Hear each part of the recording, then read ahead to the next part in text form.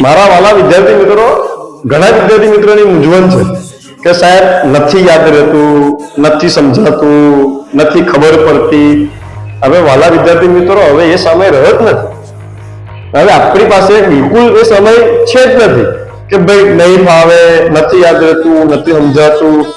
અરે મારા ભલા માણસ, હવે આપણે એક જ વસ્તુ છે, થોડાક દિવસ છે અને થોડાક દિવસોમાં આપણે ધારદાર તૈયારી કરવાની છે.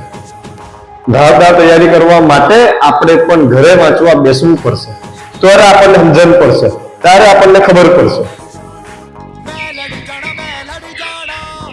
વિદ્યાર્થી મિત્રો, હવે આપણે ખાલી પરીક્ષાનો સામનો જ કરવાનો છે.